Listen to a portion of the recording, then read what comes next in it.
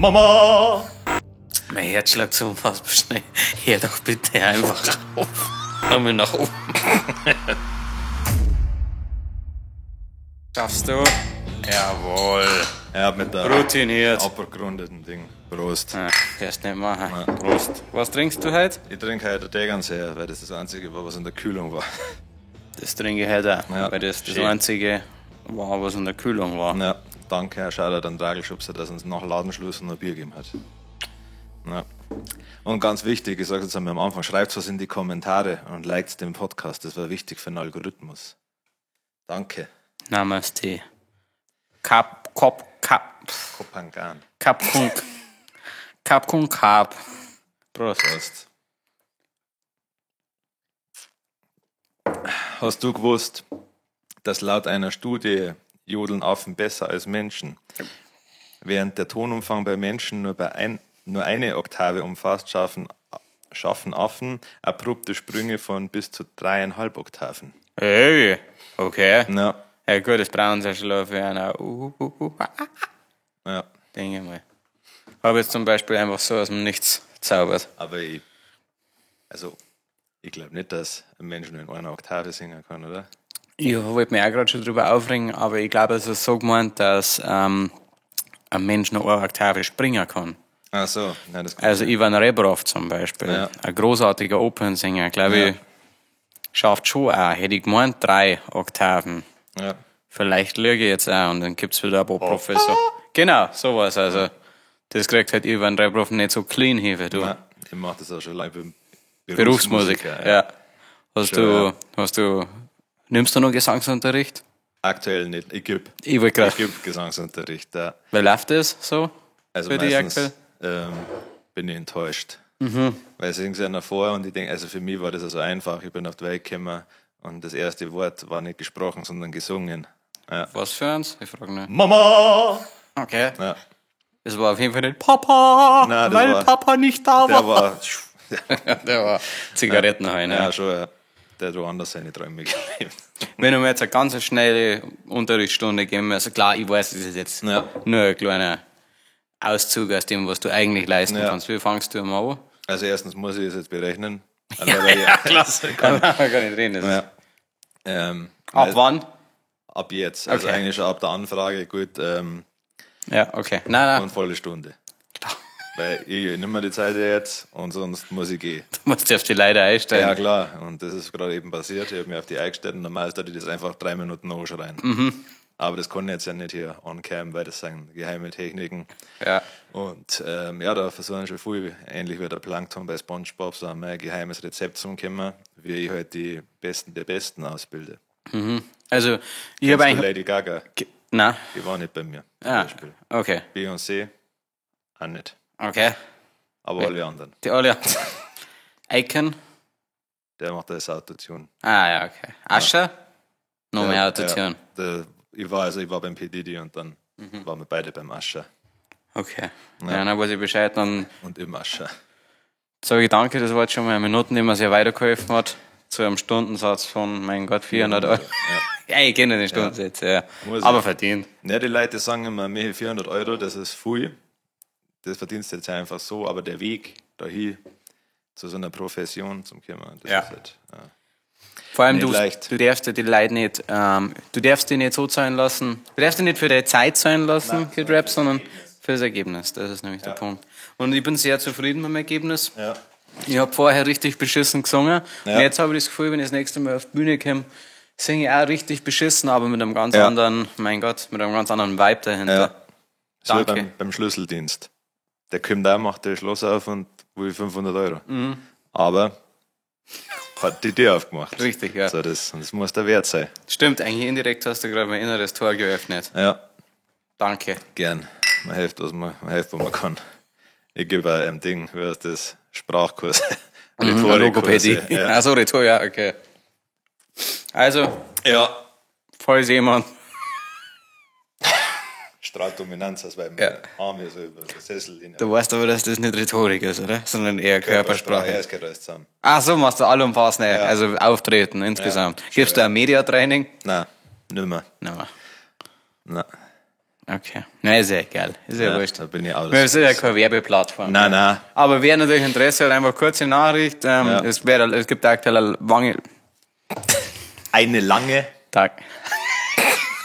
eine lange Ja. Warteliste. Da nimm mal den Schnupftabak zwischen 10 und Ja. sag's zweimal und dann sag's ohne den Stutt. Dann wird's viel deutlicher. Eine lange Warteliste. Eine lange Warteliste. Bist du Genie? Nochmal 400 Euro weg, oder? Das war immer schon da drin. Ja, ich weiß schon. Ja.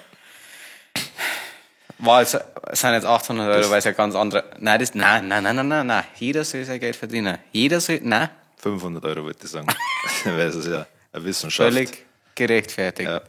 Nochmal vielen Dank. Bonjour.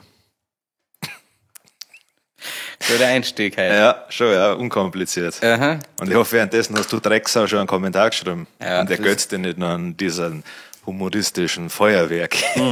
Ja. Das ist nämlich gut für den Algorithmus. Ja. Wir können nämlich nicht nur ständig auf TikTok viral gehen. Algorithmus. Ja. Machen viele Leute vom Singen tatsächlich. Schon, ja. Also, Das werden wir definitiv. schon, ja. Ja, ganz schlimm ist bei mir, wenn ich irgendwas mit Autotune aufnehme, weil dann nuschelt die automatisch noch mehr da. Weil irgendwie, Ja, ist weil klar. sie zum Vibe dazu Fangst gehört. zum Mumbeln Ja. an. Ich habe mich heute einmal wir machen ja doch schon ein kleines bisschen Musik und auch schon ein kleines bisschen tritt mal live auf, aber ich habe Ja. mich heute dann mal für einen Song, ich weiß nicht mehr, habe ich mal kurz auch auf meine Aussprache konzentriert. Ja. Beim Rappen, bei der Probe. Ja. Das macht einen Unterschied. Ja. Also wir kannten schon mehr liefern auf der Bühne. Ja. Das Problem ist halt, dass wir ja nie unter 4,5 auf die Bühne gehen. Und das alles, was ich nüchtern lerne, ist weg. Ich muss es besoffen lernen. Ja, aber das vergiss ich dann. Ja, schon, ja. Das Weil vergiss ich dann von Haus aus. bin ich im Training, sauf 4,5, dann sauf ich nur 4,5. Ja, Falle. Und dann sauf ich noch 4,5. Und dann Feuerwehr. dann schrei meine Frau. Dann sagt Dankeschön. War ein cooler Auftritt, oder? Ja. Ich weiß nicht mehr. Ich weiß nicht, wie ich hergekommen bin. Ich bin gerade im Wohnzimmer einer fremden Frau und schreie die gerade die ganze Zeit. Ja, an. schon. Sie Aber sagt, sie ist sie nicht hat- meine Frau. Ja, aber also sie- ich habe meinen Schlüssel vergessen. Darf ich bei dir knacken? Ja, schon, Oder ja. ist das blöd? Ja, Und dann Haus mit einer Bierdosen. ja. Weil es wieder nur Heineken da. Alter. Also, wir waren in Thailand. Das wollte ich eh Ja. schon Wir waren lange mal Wir erzählen. waren erst in Wien. Stimmt, ja. Ja. Wir waren erst in Wien und dann waren wir in Thailand. Und ja, Ja, ich wollte eigentlich nur ganz kurz schon mal vorgreifen und zwar zum Thema Dosenbier. Das thailändische Bier, liebe Freunde, und Biergourmets, das Singerbier und das Lions Bier oder was das Ja. war, oder? War Lion, hat das Lion geheißen.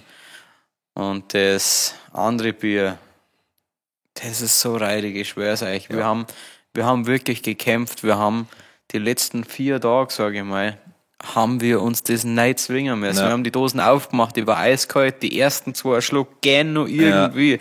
Der erste ist irgendwie auch die Hölle, weil du hast halt einfach keinen Bock mehr. Ich kann auch nicht sagen, was das ist, die denn irgendwas rein, dass du nicht viel davon saufen kannst. da muss ich das thailändische Bier insofern in Schutz nehmen, dass mir beim Ami-Bier genauso geht.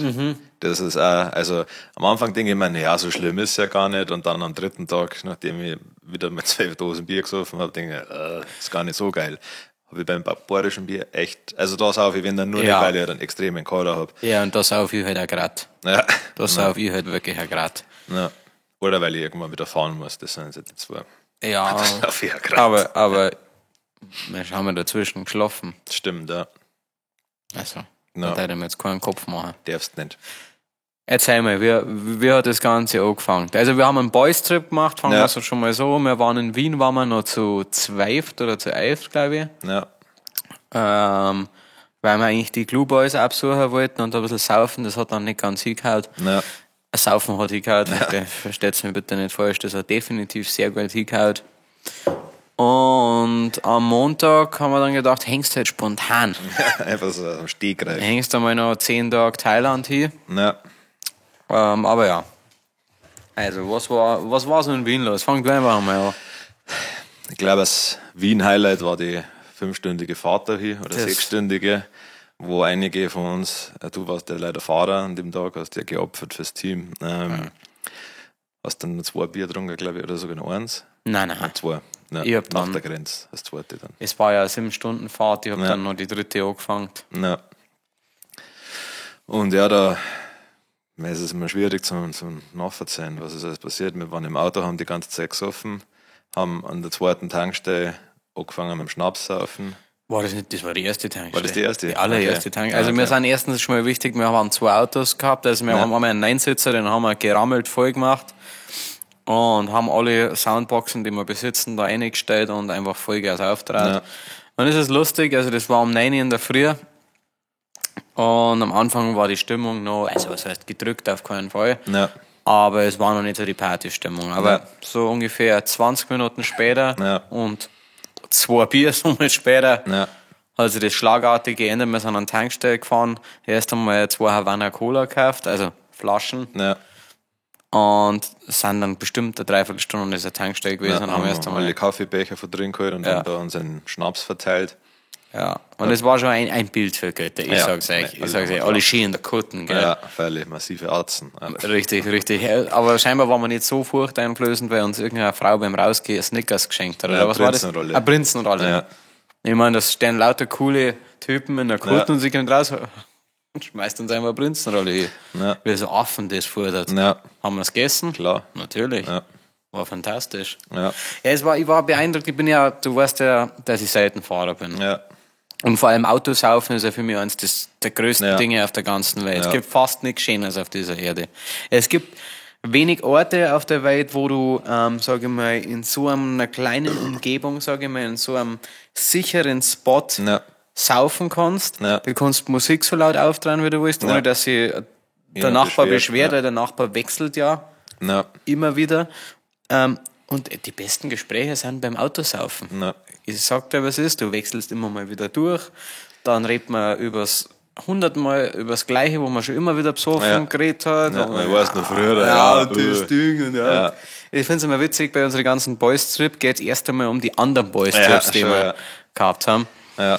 Es werden nicht immer mehr, deswegen können wir immer mehr reden. Ja, das ist ja praktisch als ein Tinnitus. Was ich nach wie vor richtig heftig finde, ist, dass du die Boys-Trips, während du das machst, sind ja schon sehr, sehr geil, aber Ja. das passiert bei uns halt immer so viel kranker Stuff, Ja. dass du schon immer ein paar Wochen brauchst, bis das dann... Ja, bis du das verarbeitet. Es Ja. ist ja beim normalen Urlaub schon, wenn du einen Roadtrip machst, hast Ja. du da schon viele Eindrücke und da hast du halt diesen Roadtrip und pfeifst dann nur die ganze Zeit jede Menge Alkohol rein. Ja. Ich habe auf jeden Fall diesen Verfall der Menschen habe ich sehr genossen. Ja. Es geht dann oft relativ schnell, gell? Ja gut, also der Havana Cola ist ja weggegangen wie nix. Ja. Das ist halt dann schon ein Kickstart. Ja. Ja, vor allem- hat es nicht gegeben, gell? Nein. Nein, erst vor dem Flieger hat es Ja, stimmt, ja. Ja. Ja, und da war ja in der Früh schon mal, also vormittags, muss man auch sagen, jeder hat nur so ein kleines McDonalds-Menü gehabt. Ja, also ein Mini-Frühstücksburger, Ja. das bringt überhaupt gar nichts. Ja. Und du hast halt auch im Auto nichts anderes zum Tor. Du kannst, also du redst und saufst Bier Für und hörst Bierzeit, Musik. erfahrens Bierzeit Ja, ist das schon, eigentlich. du hockst und saufst und redst. Ja. Und umso länger du hockst, umso mehr saufst du und so schneller saufst du. Ich habe auf jeden Fall nicht, ich habe nicht damit gerechnet, dass wir 7 Stunden brauchen, Ja. statt 4. Ja, Aber ja, viel Pausen, schon ein pissbedingt. ja, Der Huber voll, der hat ja eine ähnliche Mädchenblase wie ich. Also ich glaube, dass wir schon, ich möchte jetzt nicht übertreiben, aber 10-mal haben wir locker zum Pissen allein angehalten. schon, meinst du mal? Ja, ja, Okay. zum Pissen, aber längere Stops waren es 3. Ja, Also alles cool. ja, Und dann der Andi auch wirklich nach Kürze, also was heißt nach Kürze, der war auch so stark, das Ja. war so geil. Der Tobi auch aus dem Auto fast rausgefallen. Aber der Tobi ist krass, der dauert ein bisschen, bis er besoffen ist und er hat ja auch, er versucht es ja dann, er kontrolliert sich ja gut, Ja. aber da ist er wirklich beim Aussteigen aus dem Auto und er bleibt dann auf diesem Level, der hat ja auch mit uns bis in der Früh um 7:30 gesoffen, oder? ja. Da waren nur wir zwei, der Fabi, der Sepp und der Grey. Tobi, scheiße. Ja. Ja. Und der Stefan. Stimmt, der Stefan Ja. war auch noch dabei, der Ja. hat dafür am nächsten Tag ein kleines bisschen gelitten. Schon. Hätte ich gemeint. Also der nächste Tag war halt, Am nächsten Tag war er komplett tot. Das war das am nächsten Tag, ist er dann beim Essen geguckt und hat sich die 4. halbe eingepresst. getrunken, und hat gesagt, endlich. der ist die ganze Zeit, für die das Video schauen, ist es so, ich habe ein Video für ihn, wo er erst auf dem Bett liegt. Aber das war schon am nächsten Vormittag Ja. und einfach nur ins Nichts schreit. Und zwar viel zu lang. Ja. Viel zu lang. Und dann sind wir irgendwann essen gegangen. Er sitzt vor seinem Schnitzel, hat's kaum angelangt, Ja. trinkt aber ein Bier nach dem anderen, war beim Viert. Keiner hat ihm zugehört. Das ist zu leise gesagt. Wirk endlich. Und davor hat er schon gesagt, oh, mein Herz schlägt so unfassbar schnell. Hör doch bitte einfach auf. Ja, aber das ist das, was die grelle Forelle mit jemandem macht. Ja. Das war, also, Das ist ein geiler Laden. ich habe das ein bisschen mitorganisiert, aber da es ja danach noch, oder eigentlich organisiert, aber dass danach nach Thailand gegangen ist, habe ich mich mehr auf Thailand konzentriert und in Ja. Wien war halt so gut, eigentlich gar nichts organisiert, außer das Airbnb. Und wir haben, also versucht mal in Wien an einem Samstag, an einem Samstag am Abend irgendwo was zum Essen zu finden, vor allem für 11 Leute oder 12, keine Ahnung. Unmöglich. Wir waren 3 Stunden unterwegs, bis wir irgendwo, und dann haben wir beim richtig mittelmäßigen Italiener gegessen. Ja. Erst Little Italy mitten in der Linkstraße. Ich weiß gar nicht, was haben wir an dem Tag noch gemacht? Also, ja, wir waren da bei dem Italiener, das hat schon ewig lang gedauert. Also wir davor haben war erst nichts, gell? Wir haben da erst noch eine gesoffen im Zimmer, also im Airbnb. Dann sind wir losgegangen, das hat echt lang gedauert, bis wir da was gehabt haben. Und dann sind wir in die Ding gegangen, in die Mundart, wie nennt man das, Austropop-Bar. Und da waren wir dann echt lang, relativ. Ich erinnere mich nicht mehr an die erste, wie hat die ausgeschaut? Ich erinnere mich gerade gar nicht mehr. Da ist man reingekommen und dann war links eine Band gespielt. ja, logisch, da wo wir eigentlich keinen Platz mehr gehabt haben. Ja, genau. Und dann sind wir dann da hinten im Eck gestanden. Da hat auch schon wieder keiner mehr Bier reingekriegt. Nein. Das war auch gut, der Stefano. Ja. Also, Wir haben gerade zu dritt schön voll gute geredet. Stefano-Geschichten. Schön zu viert geredet und so, ja, jetzt wird's Zeit für den Schnaps, ich krieg kein österreichisches Bier mehr runter. Ja. Und dann kommt der Stefan über und sieht da halb. ja, das Ganze. Alle, Ja. Und hat auch noch einen nicht viel geholt, weil einer gerade unterwegs war. Ja. Und dann wollte die so einen Wiener Arschloch geben. Und dann schaut er so und sagt, der Pennerzeug kannst du selber saufen. Aber das war ein österreichisches Bier, oder? Ja. Dann sagt er, das sauft er nicht. Dann sage ich, okay, dann nimmst du das halt nicht. Dann sage ich, ja, also ich möchte jetzt ja nichts sagen, aber wir kommen aus Bayern, also wir haben Bier erfunden, mehr oder weniger. Ja, das ist ja scheißegal, ich kann nicht verhalten, fick dich doch. Also ich hab ganz normal mit dem geredet. Ja. Das ist jetzt nicht so, dass ich ihn gezwungen habe. Kennst du, meine charmante Art. Ja, das ist der höfliche junge Typ, sage ich, du saufst es, du Arschloch. Ja, also ich bringe Du Wiener Drecksau, ja. Ja. Ich ficke deinen Depp mit der kopflosen Leiche deiner Mom. 12 Jahre. Und schon so ein kleiner Wichser. Fick dich. Du kannst mich mal. Also wirklich stark. Du musst die Serie mal True Detective, ist das anscheinend. Das ist True Detective. Ja, das ist Na. Serie, ja. Den habe ich schon viel gehört in der Serie. Und da sind so großartige Szenen drin. Okay. Gibt's auch auf Wow, anscheinend. Haben wir dann was Neues für die Mittagspause, wenn wir damit fertig sind. Ja. Okay, ja, pardon. Ja. Aber wieder hat das Gespräch geendet. Du hast ja gesagt, er hat irgendwas über das Reinheitsgebot gesagt. Ja, ich weiß nicht mehr genau, ich hab mir dann auch weggedraht, weil ich Ja. Bock gehabt. War der besoffen oder einfach nur ein Arschloch? Also, er kam mir nüchtern vor, aber Ja, gut. wahrscheinlich waren wir auf einem ähnlichen Pegel. Ja. Ja, und dann relativ bald grelle Forelle. Relativ bald heißt um 2:30. Ja, bis um 7. Oder fast, oder? Also, Nein, sind wir. Dann haben wir nochmal 25 Euro also fürs da Uber gezahlt. wollten wir noch Afterparty. Wir wollten nur zur Aftershow. Und ich bin eigentlich derjenige, der sagt, alles cool. Ja, Machen wir. Aber ich habe in dem Moment eigentlich schon gewusst, da gibt es jetzt nicht mehr so wahnsinnig viel zum Heulen.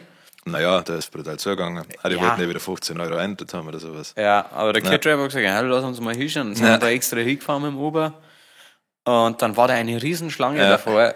Keiner mehr so wirklich Energie gehabt, muss man jetzt auch mal dazu sagen. Und ja, dann sind wir wieder gefahren. Ja, Aber da waren wir mit Mackie. das war geil. Ja. Aber da hat der Stefan auch noch sehr lange drüber geredet, wie schlecht sein Menü war.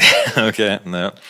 Was ich vielleicht noch erzählen muss, als wir angekommen sind an diesem Airbnb, das war so ein Airbnb, 2 Nächte für 1.000 Euro, also war kein günstiges Airbnb, sondern ein richtig schickes Ding. Ja. Wirklich ein richtig schickes Ding, aber ich habe nicht gewusst, wie schick das ist. Ob das bucht, weil es in der Nähe vom Schwedenplatz ist, wo du richtig schön safteln kannst. Es war ein St. Patrick's Day, was irgendwie scheiße war, weil es dann so zugegangen ist. Ja. Haben wir nichts davon mitgekriegt, gell? Null. Überhaupt gar nicht. Ich habe keinen Grün gesehen. Ja. Nein, ja gut, das ist ja Wien und nicht scheiß Irland. Ja, stimmt. Und dann kommen wir da an und die Leute waren halt wirklich auf Anschlag besoffen.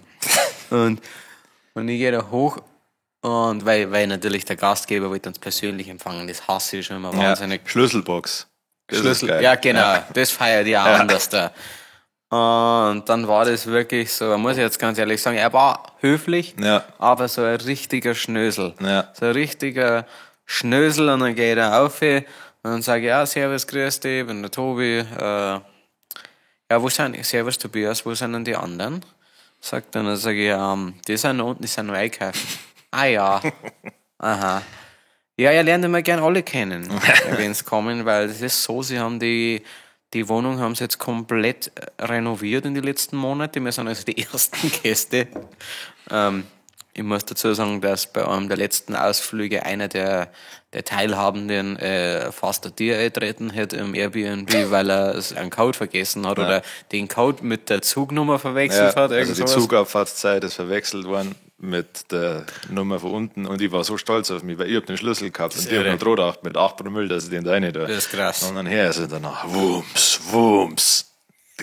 Und ab und zu denkst du, wenn du so in den Traum reinbildest, dann denke ich mir, ja, leck mich doch, gell. Und dann hat es nicht aufgehört, Wumms. Und dann denke ich, scheiße, ist ja bei uns, gell.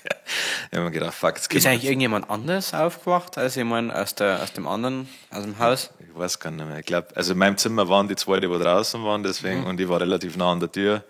Ja, und es war auch so ein bisschen wie bei dem, was du gemacht hast. Also es war abgefuckter, aber auch echt riesig, das Airbnb mit so einem Gang hinter.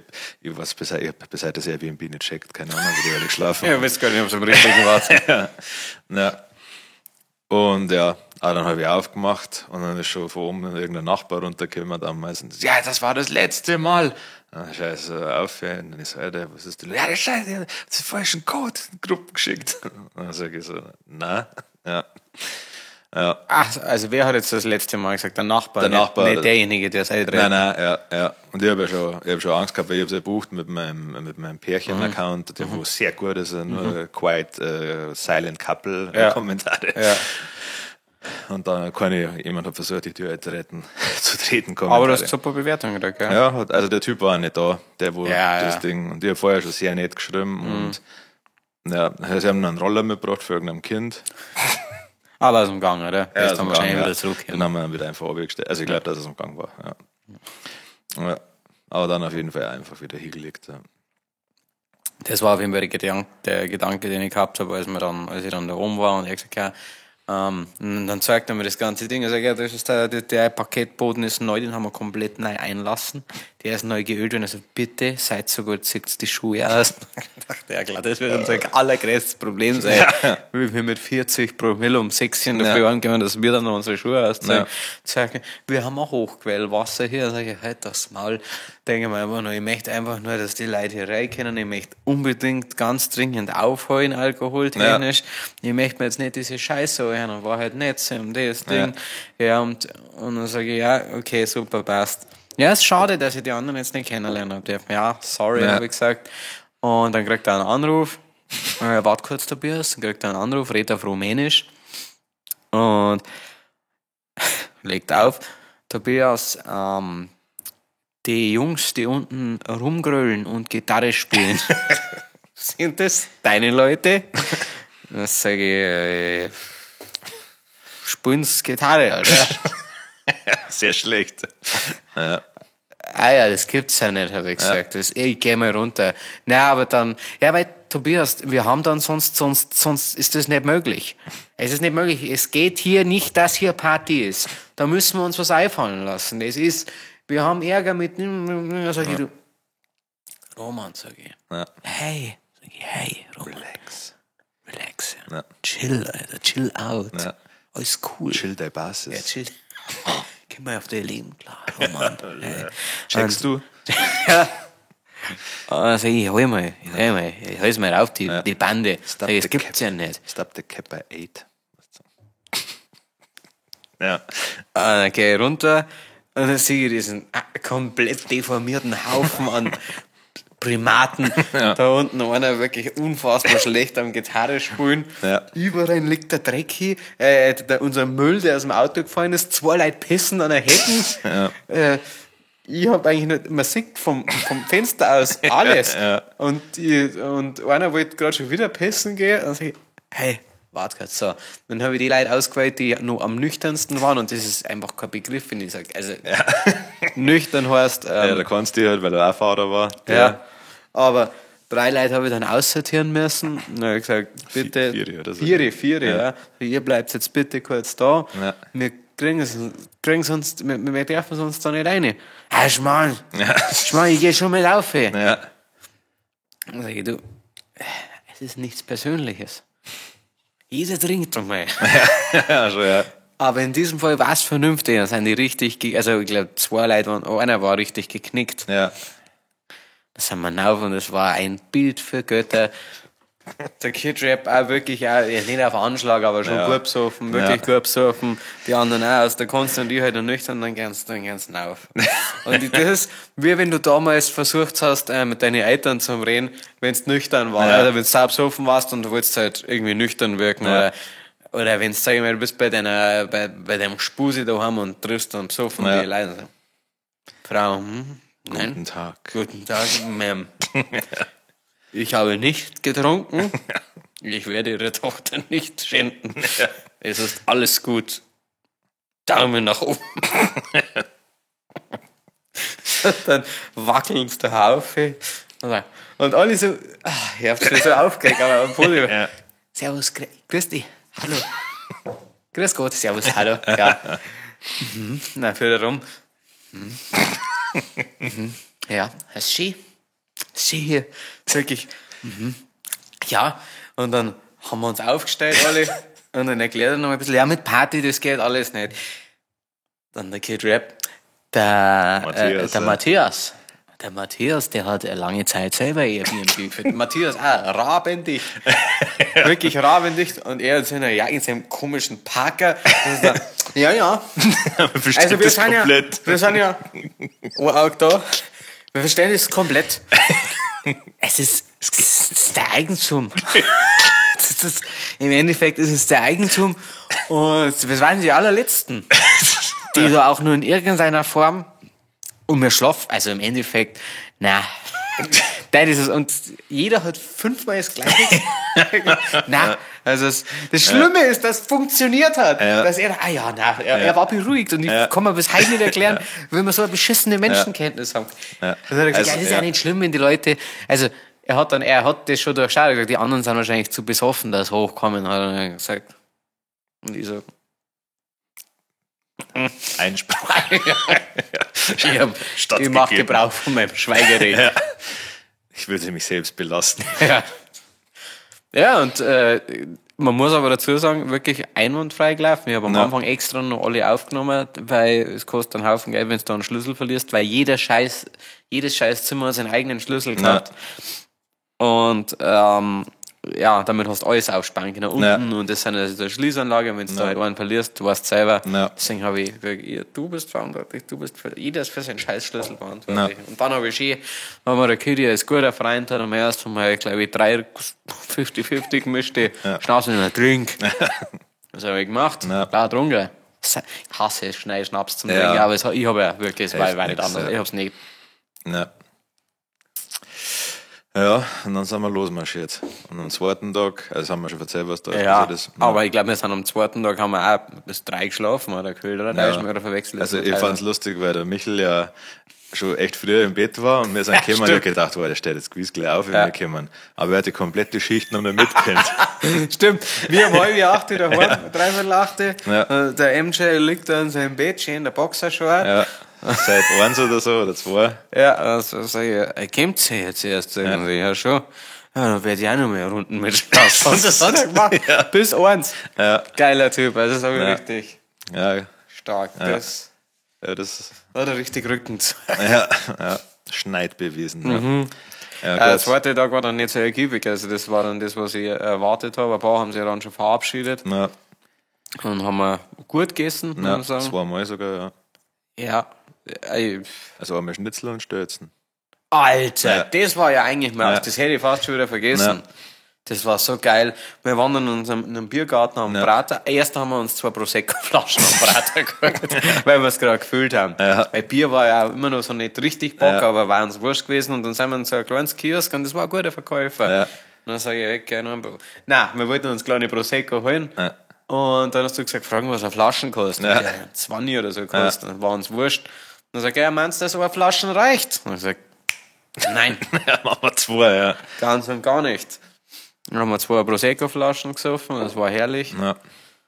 Und ein paar Mal in einem Boxautomaten, wie immer, prügelt. Ja, einen Brater im Biergarten, Schweinshaxen gegessen. Also einer der besten, nein, was heißt nicht einer der besten, ich habe erst 2 Mal Schweinshaxen gegessen, die war unfassbar gut. Die ist echt gut, ja. Also hast du schon eine bessere mal gegessen? Nein, ich glaube nicht, nein. Also einmal in Lingreser Bierzeit echt eine gute, der Wuschen, aber da ist, glaube ich, keine Sauce dabei gewesen und das hat mich irgendwie genervt. Das war so geil. Ja. Das war so unendlich geil. Ja. Und da war der Werkersauce dabei, oder? Nein, weil irgendwie war es wurscht. Was haben wir dazu gegessen? Meerrettichkrähen waren dabei. Und Senf und Kartoffelsalat. Ah ja, war sehr, sehr fein. Ich weiß leider nicht mehr, wer der Laden heißt, weil das war wirklich legendär. Ja, ich glaube, es gibt noch einen Biergarten am Prater. Ja. Geht's da hier, war unfassbar. Thumbs up. Und dann sind dann auch schon zunehmend lauter geworden wir. Ja. Aber da hat das Bier auch wieder richtig gut geschmeckt. Ja, aber da hat dann auch Musik gespielt. Ja, das sind so Kleinigkeiten, da kannst du dann auch drüber hinwegsehen, dass die Bier aus einem eigenen Urin brauen. Ne? Ja. Nicht. Ja. Ich sag's immer wieder, ihr seid so nah an Deutschland. Aber kann man auch sagen, dafür kriegt keine bayerische Wirtschaft hier ein gutes Schnitzel zu machen. In diesem Stil. Das ist faszinierend. Ich krieg an einer österreichischen scheiß Tankstelle in einem österreichischen Supermarkt bei einer richtig widerlichen Bäckereitheke kriege ich ein besseres Schnitzel wie in einem 5-Sterne-Michelin-Restaurant hier in Ding. Ja, das ist zumindest immer fluffiger, also weil die das ja ich weiß, du hast gesagt, wir machen das, erklär's nochmal für die Leute. Also ich weiß nicht, wie sie es im Restaurant machen, weil ich stelle mir das sehr schwierig vor, aber normalerweise tust du das dann mit sehr viel Fett die ganze Zeit schwenken. Jetzt haben wir richtig Hunger. Dass das nie ruhen. Und dann drehst du es rum und schwenkst beide. Ja. Habe ich einmal gemacht, das ist echt richtig aufwendig, aber funktioniert tatsächlich. Geil. Ding. Und dann, also es ist ja oft in die Bayerischen, brennen sie ja oft an. Also es ist ja dann hat er immer Farbe und das haben wir die in den Schnitzel nicht. Eben, weil sie eben die ganze Zeit schwenken. Ja. Und ich glaube auch mit mehr Öl, ich glaube, das geht schon fast. Aber die Panade ist auch nochmal geiler und das sind einfach Genies, muss man lassen. Aber ein Bier ist zu 99% richtig zum Kotzen und schmeckt wie Eselpisse. Ja. Unfair. Ich finde gar nicht, dass das scheiße schmeckt. Das ist einfach nur, ich weiß nicht, was los ist. Vielleicht, ich bin jetzt in einem Alter, da muss ich mir das bayerische Bier, da kann ich halt Unmengen saufen. Da saufe ich dir 20 Stück, mir geht's spitzenmäßig, ich bin happy, mein Mann geht super, ich muss nicht kotzen, wenn ich dran rieche. Alles fantastisch. Deswegen werde ich jetzt auch schauen für zukünftige Festivals, weil ich da schon ein bisschen enttäuscht war von mir auch. Ich war enttäuscht von mir, dass ich das Bier irgendwann nicht mehr saufen habe können. Ich habe immer erst 3-4 Flankeball-Runden braucht, bis ich den Scheißdreck wieder runtergekriegt habe. Aber Schönraumer macht Bier in der Dosen. Ja, stimmt, ja. Und da Schönraumer ja für mich wirklich somit das beste Bier auf der Erde ist, das nur in Dosen, wie genial kann eine Firma sein, eine Brauerei. Also das muss man jetzt wirklich, ich bin sprachlos, Chapeau. Ja, das hab's gut gemacht. Weiter so. Ja, droh bleiben. Ja, ihr seid dann was droh. Ja. Gib's nicht auf, egal was die anderen sagen. Ja, was haben wir dann da an dem Abend noch gemacht? Also wir waren dann am Prater und dann? Dann war ich erst einmal, dann sind wir zurückgefahren. Und dann habe ich mir, also stimmt, dann haben wir ja verabschiedet, bin ja früher ausgestiegen. Weil ich ja noch unsere Flüge eigentlich uns einchecken wollte, aber einer der Profis hat seinen Reisepass nicht gehabt. Das bedeutet, wir haben uns nicht einchecken können, war dann glaube ich schon 1,5 Stunden weg. War ein bisschen nervig. Ja, stimmt, ja. Und da sind wir gemeinsam in einen Irish Pub gegangen mit den anderen und dann waren aber nicht nur Sitzplätze für alle da. Dann haben der Stefan und ich gesagt, wir schauen schnell rüber, haben da einen super Tisch im Separé gekriegt. Der war so beschissen, der Tisch. Aber wir haben alle hocken können. Ja, war geil. Ja, und dann war ich aber da mit Stefan der Safe 3/4 Stunde allein. Ja, das ist eigentlich einmal geil. Ja, schon ein bisschen entschleunigen. Geschnackt, ja, bei mir war es auch cool. Ja. In der Zeit, muss ich jetzt ganz ehrlich sagen, hat eigentlich für mich total passt. Ja. In der Zeit, weil es mich so aufgeregt hat, ich war, wurscht. Auf jeden Fall, das hat lang gedauert und dann bin ich eine halbe Stunde gegangen, zu Fuß, bis ich dann wieder bei euch war. Ja. Haben wir aber Gott sei Dank habe ich noch 2 kleine Seco-Flasche Ja. oder Aperol, der war sau eklig auf jeden Fall. Rosa Prosecco war es. Habe ich mir dann noch auf den Weg mitgenommen. Und dann bin ich in dieses wunderbare Separé dazugestoßen. Habe auch gemerkt, also in der Zeit habt ihr, glaube ich, bestimmt noch mal 2, 3 halbe getrunken, oder? Ja. Weil ich habe gemerkt, dass ich da wieder ein bisschen hinterher bin. Ja. Aber sind wir dann noch ein bisschen gekocht. Ich habe auch was zum Essen nochmal bestellt. Nein, gell? nicht. Ja, die anderen haben ja, Ja, verstellt wir haben gegessen. ja. Nein, die anderen haben, glaube ich, alle Burger noch mal gegessen. Nein, ich weiß nicht, der war nicht so im Essmodus. Burgermodus. Ja, gut, das doch war, Essen ich glaube, die schon. Spätzen war 2 Ja, Stunden her. schon, ja. Und es war 4 Kilo. Ja. Und also das Separé war toll. Also das war, ihr müsst euch das vorstellen, wie so ein kleines Gewächshaus mit ein bisschen Holz. Ja. Aber 2 richtig scharfe Bedienungen. Das Eine war richtig scharfe Bedienung. Eine, die war richtig. Nein, einer hat uns blöd angeredet. Was war das gleich nochmal? Es ist, du entschuldige, ich kenne die. Nein, Stimmt, das ja, ist nicht. doch. Ist das Kämmer oder haben wir einfach so gesungen? Ich glaube, wir haben mitgesungen. Ja, es wir haben ist gekommen mitgesungen. und haben mitgesungen. Und dann kommt so ein Glatzi daher, wo ich mir auch sicher bin, dass er irgendwie verwandt war mit unserem Airbnb-Typen. Ja. Kommt her, der ist schon die ganze Zeit ist der an der Bar geguckt. Ja. Man merkt, der sitzt da einfach immer. Ich glaube, er hat ja sogar sein iPad dabei gehabt. Ich schätze, der wird da so Chef gewesen sein oder sowas. Nein, Weiß nicht. der hat nicht so ausgeschaut. Also der, Also der war, Schichtleiter oder keine Ahnung. der war zu 90% war das ein Typ, der keinerlei Kontakt hat und einfach Okay. allein da seinen Ja. Tag immer verbringt. Und dann sagt er, ja, das ist eigentlich ist das ein Song, der gar nicht geht, gell? Und wir haben halt einfach keine Lust auf Kontakt gehabt. Ja. Und mir hat es aber dann trotzdem ein bisschen genervt, die Aussage. Also ich weiß ja, was er meint damit. Ja.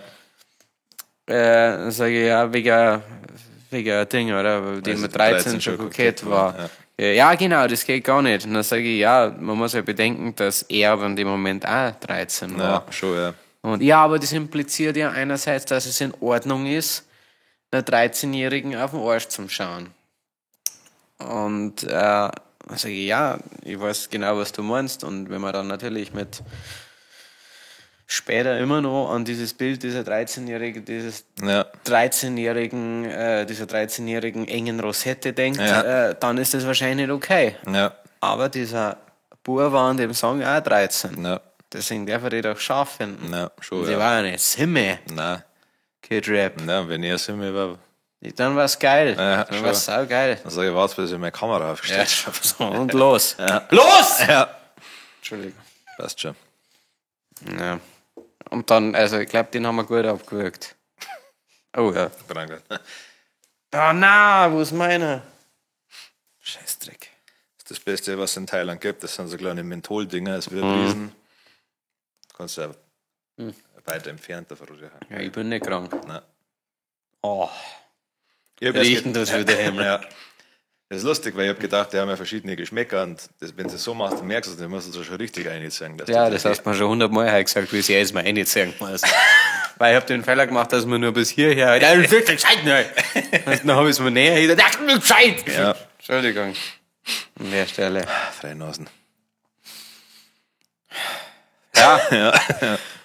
Es ist legal. in Und dann, Thailand. also waren wir an dem Tag, ich muss dazu sagen, ich bin ja eigentlich jemand, der die Leute vorantreibt und ums Saufen geht, da waren wir im beschissensten Irish Pub. Alter, ich weiß nicht, das verdient das Wort Irish Pub gar nicht. Das war. Einrichtung ultra geil. Ja. Alles war perfekt gewesen da dran. Und dann spielen sie die ganze Zeit so verfickte Lounge-Jazzmusik. Wie sehr konnte Fahrstuhlmusik, ich irgendwas runterziehen? Ja, Ich war so sauer. stimmt. Ja. Und dann sind wir halt irgendwann um 12 Uhr heimgesteraxelt. Ja.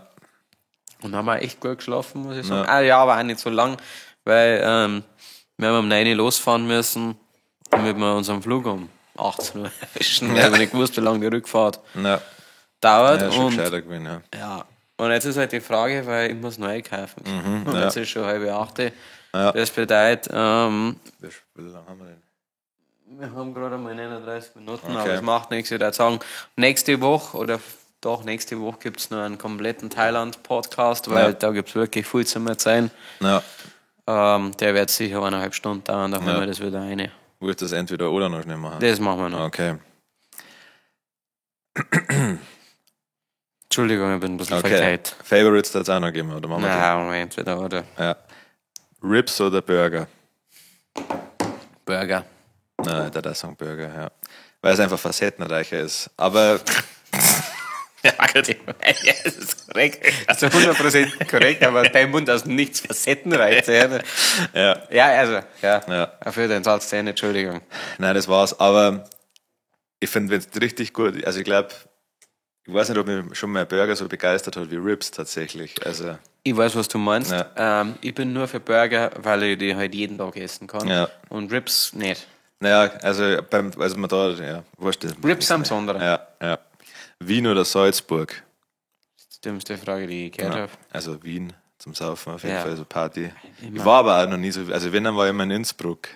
Also Ich war ich, bei irgendeinem Konzert in Salzburg. Ich weiß Ja. nicht mehr, wo. ich war noch nie aktiv in Salzburg. Ja, also vielleicht ist einfach Salzburg mal voll einmal. geil, ja. Ja. Aber Innsbruck mag ich eigentlich gerne, also geile Hast du Stadt. mir schon mal empfohlen, ja. Nein, ich mag die Wiener einfach so ein Arschlöcher. Und das sind, Minga oder Wien? ich mag Minga echt gern. Ja, Ich bin also trotzdem Minga ist bei halt Minga. irgendwie Heimat. Ja. Ja, aus Bier. Ja, schon, ja. Und das ist auch nicht recht viel teurer. Ja, und viel besser. Entweder ein Jahr Trucker oder ein Jahr Bierfahrer. Also es ist beides das gleiche. Stimmt, ja. Also von beide Trucks wahrscheinlich. Außer du fast das ist ein Sprinter. Also ich finde, es ist nichts Romantisches, da Bierfahrer zu sein. Ich glaube, dass es einfach ein sauer anstrengender Job ist. Ja. Deswegen auf jeden Fall Trucker. Da ich mir halt ein kleines bisschen. Ja, ich möchte auch nicht in Deutschland Trucker sein, ich möchte Nein, auf Amerika. keinen Fall. Ich möchte schon so 5 Stunden geradeaus fahren Ja. und richtig mit der Müdigkeit Ja. kämpfen. Überlegt mal, was Bierfahrer die tragen. Also mein Dad war, ich bin übrigens kritisiert worden dafür, dass ich mein Dad sage. Das ist mein Vater. Ja, mein Vater. Ja, Mein Pap. ja der Papst. Mein Pap. Ja. Ja, mein Dad slash Vater Ja. war auch lang Bierfahrer und ich meine, du hast die Arschlöcher ertragen müssen. Ja. Also auf jeden Fall Tracker. In der Welt des letzten Filmes, den ihr gesehen habt, leben oder der letzten Serie? Der letzte Film, den ich gesehen habe, war ziemlich gut. Oh, ich habe echt einen schlechten Film gesehen. Wer? Ich weiß nicht, wer der heißt, aber da waren in der Hauptrolle der 50 Cent, der Mel Gibson Wow. und noch irgendeiner, und das war so auf einer wahren Begebenheit. Sie waren halt Bullen und der Mel Gibson war Profiler und da ging es um irgendeinen Typen, der wo Nutten umbracht und verscharrt hat. Ah ja, klingt großartig. Ja, war echt, also das war so ein Film, wo ich mir zwischendurch so gedacht habe, Brichst ihn ab. brich ihn ab, aber Ja. irgendwie was mich doch interessiert Ja. und dann zum Schluss festzustellen, dass er Cold Case ist. Ah, Also ich habe nicht gewusst, wie es ausgeht. cool. Ja, das hat mich richtig aufgeregt. Ich auf jeden Fall in der Welt des letzten Filmes, weil ich habe mir Violent Night mit dem Harry gemeinsam angeschaut. Weil ich gesagt nochmal, sorry, was denn jetzt da Ja, ist. Beekeeper jetzt dann. Ein Beekeeper Ja. gibt es jetzt auch auf Wow. Oh, das ist gut. Ja. Violent Night, es geht darum, dass Santa Claus komplett im Rage-Mode ist und einfach sehr viel Leid umbringt. Ich möchte nicht spoilern, aber Santa Claus ist, also ich spoilere jetzt schon, Santa Claus ist eigentlich ein alter Wikinger, der aber die Rolle als Santa Claus übernommen hat. Okay. Und er kann sehr gut mit einem Hammer umgehen.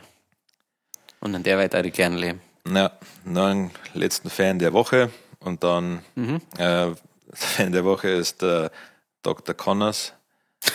Das ist ein kleiner Gecko, den der Harry aus Versehen in seinem Koffer mit nach Deutschland genommen hat. Ja. Ja. Und der lebt jetzt in einem Reptilienhaus. Weil wir sehr tierliebe Menschen sind, wenn wir es nicht essen. Shoutout an Harry, also der Kid Rap und ich hätten es genauso gemacht, Ja. aber ich glaube sehr viele andere nicht. Harry ist extra nach Minga gefahren, hat den kleinen Gecko ins Reptilienhaus gebracht, hat ihm mehrere Stunden Aufwand gekostet. Ja, Und ich meine, jeder andere hat ihn einfach mit der Schaufel geschlagen. ja wenn überhaupt. Ja, stimmt, Oder oder? rausgeschmissen. Ja. Und dann war er dann. Ja. Die kreislige Schlange. Schon nicht so blöd. Ja. Ja, gut, dann. Sorry, dass letzte Woche ausgefallen ist, da wird sich der Algorithmus brutal ärgern, aber Ja. deswegen müsst ihr Kommentare bitte drunter machen. Ja, das ist wichtig. für den Ja. Algorithmus. Ja, vielleicht tröstet es euch ein bisschen, wenn ich euch sage, dass ich permanent geschissen habe. Das ist aber, hey, ich verrate mir nicht zu viel. Aber dieser Kerl ist leer. Ja, schon, ja. Der hat alle seine Schüsse verbraucht. Also, so viel, so schaut so schattig aus. gerade. So fett worden, Freund. Okay. Die letzten Worte hat wie immer der wunderbare Harry Harry. Danke.